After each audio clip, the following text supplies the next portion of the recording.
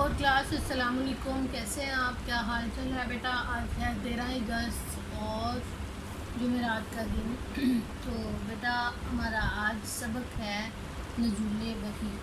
تو آپ سب جانتے ہیں کہ نزول وحی کا کیا مطلب ہے، یعنی کہ نزول وحی حضور اکرم صلی اللہ علیہ وسلم پر جب نازل ہوئی تو اس وقت کیا کیا ادوار تھے، کیا کیا حالات تھے، کیا کیا باتیں تھیں، ان سب کے مطابق ہم تھوڑا سا اس کا بیک گراؤنڈ دیکھتے ہیں کہ اس میں کیا تھا کہ آپ صلی اللہ علیہ وسلم کی طرف وحی کی ابتدا کس طرح ہوئی اور یہ کیسے ہوا، کیوں کر ہوا۔ تو خلیفہ راشد جو حضرت عمر بن خطاب جو تھے، انہوں نے رسول اکرم صلی اللہ علیہ وسلم کو یہ فرماتے سنا کہ تمام اعمال کا دار و مدار نیتوں پر ہے اور عمل کا نتیجہ یہ ہے کہ ہر انسان کو اس کی نیت کے مطابق ملے گا۔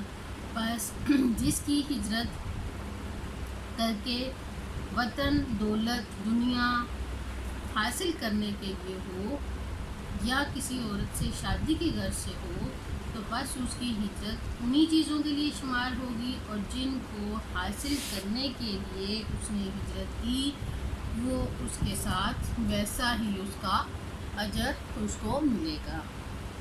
اور دوسری جگہ پر حضرت عائشہ رضی اللہ تعالیٰ عنہ سے روایت ہے، انہوں نے فرمایا کہ حضرت حارث بن ہاشم جو تھے، انہوں نے رسول اللہ صلی اللہ علیہ وسلم سے پوچھا کہ یا رسول اللہ، آپ پر وحی کیسے نازل ہوئی؟ تو رسول اللہ صلی اللہ علیہ وسلم نے فرمایا، کبھی تو میرے پاس گھنٹی کی آواز کی طرح آتی، اور نزول وحی تمام حالتوں میں یہ حالت مجھ پر سب سے زیادہ دشوار تھی کہ مجھ سے دور اور موقوف ہو جاتی۔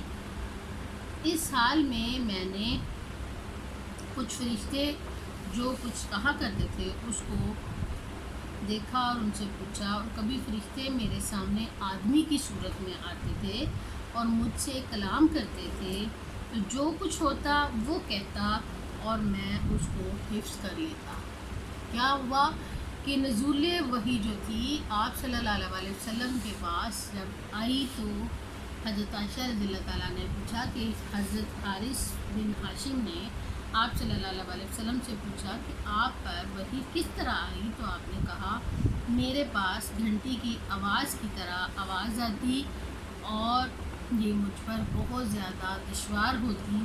پھر میں بعض اوقات میرے پاس کچھ فرشتے انسانوں کی صورت، آدمیوں کی صورت میں آتے، تو جب وہ میرے پاس جو پڑھاتے مجھے، میں اس کو سنتا اور اس کو یاد کر لیتا، اور ان کا کلام میں جو کچھ انہوں نے کیا ہوتا تھا میں اس کو حفظ کر لیتا۔ اسی طرح حضرت عائشہ رضی اللہ تعالیٰ عنہ کہتی ہیں، بے شک میں سخت سردی والے دن میں آپ صلی اللہ علیہ وسلم پر وحی اترتے ہوئے دیکھی، اور اس سلسلے میں آپ صلی اللہ علیہ وسلم نے ہمت نہ ہاری۔ ایک دن آپ غار حرا کے اندر عبادت میں مشغول تھے کہ اچانک غار میں آپ صلی اللہ علیہ وسلم کے پاس فرشتہ جبرائیل آئے اور انہوں نے کہا کہ جو ہمیشہ کے پیغام دینے والے تھے،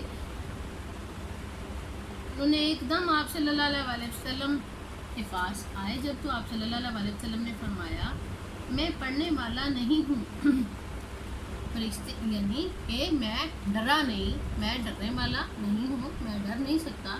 فرشتے نے آپ صلی اللہ علیہ وسلم کو پکڑا اور نہایت گرم جوشی کے ساتھ آپ صلی اللہ علیہ وسلم سے زوردار مصافحہ کیا اور ان کو چھوڑ دیا کہ پڑھیے۔ آپ صلی اللہ علیہ وسلم نے پھر فرمایا، میں پڑھنے والا نہیں ہوں۔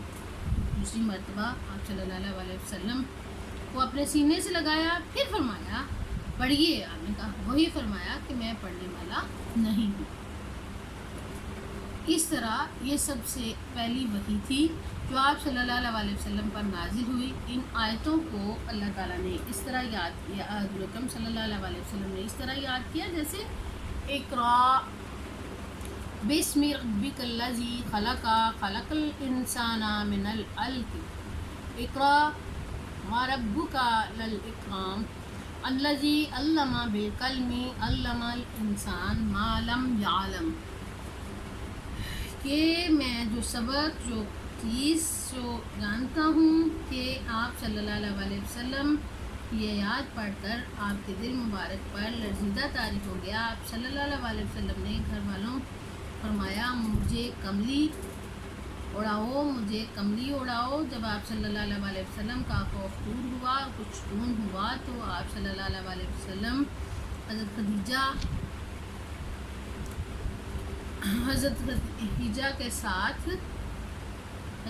نے یہ واقعہ اس طرح بیان کیا، مجھے اپنی جان کا ڈر ہے۔ یہ سن کر حضرت بی بی خدیجہ جو تھی انہوں نے کہا نہیں، ہرگز نہیں، آپ اس بات سے نہ ڈریں، آپ کی جان کو کوئی خطرہ نہیں ہے۔ اللہ کی قسم، اللہ تعالیٰ کبھی بھی آپ صلی اللہ علیہ وسلم کو رسوا نہیں کریں گے۔ آپ صلی اللہ علیہ وسلم تو رشتہ داروں کے ساتھ بہترین سلوک کرتے ہیں، اور ایسا جب ہوتا تو آپ صلی اللہ علیہ وسلم خود اٹھ کر مفلسوں اور محتاجوں کی مدد فرمایا کرتے تھے، مسافروں کی مہمان نوازی بھی کرتے تھے، اور مصیبت کے وقت لوگوں کے کام بھی آتے تھے۔ یہ تمام ادوار جو تھے گزرتے گئے، اور اس طرح آپ پر وحی نازل ہوتی گئی، اور یہاں تک کہ آپ کے پاس یہ سورۃ بخاری کے کچھ ورڈز ہیں، یا ایھا المدثر کم فانذر ربک فکبر فثبت فتحر ارجل فاہتر، تو پھر اے بلا پوش اوڑھنے والے کھڑے ہو جاؤ، پھر ڈر سناؤ، اور پھر اپنے رب کی بڑائی بولو، اور اپنے کپڑے پاک رکھو، بتوں سے دور کو ان آیتوں کے بعد آپ کے پاس اچھا۔ تو اب یہ ہے کہ وہی جب نازل ہوئی تو آپ صلی اللہ علیہ وسلم نے مکہ معظمہ سے قریباً 3 کلومیٹر کے فاصلے پر ایک پہاڑی تھی، اور اس پہاڑ کو جبل نور کہتے ہیں، اور اس جبل نور پر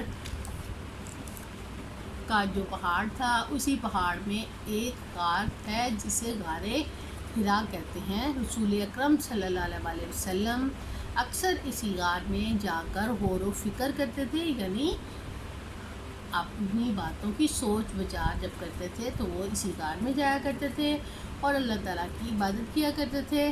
آپ صلی اللہ علیہ وسلم کئی دن اسی غار میں قیام پذیر رہے۔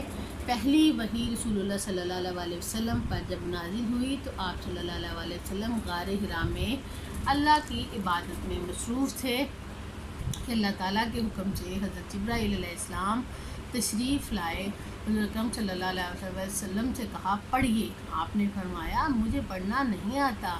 جبرائیل علیہ السلام نے پھر کہا آپ اس کو دوبارہ پڑھیے، مجھے پڑھنا نہیں آتا۔ تیسری مرتبہ پھر یہی سوال کیا، پھر حضرت جبرائیل علیہ السلام نے آپ کے پاس قریب آ کر زور سے آپ کو سینے سے لگایا اور اللہ کا یہ پیغام آپ تک پہنچایا، اس کے یہ الفاظ ہیں کہ اللہ نے اپنے پروردگار کے نام لے کر تم پڑھو جس نے تمہیں پیدا کیا، جس نے انسان کو جمے ہوئے خون سے پیدا کیا، اور پڑھو تمہارا رب بڑا کریم ہے جس نے قلم کے ذریعے علم سکھایا اور انسان کو سکھایا کہ جو وہ نہیں جانتا تھا۔ ٹھیک ہے، اب آگے جو ہے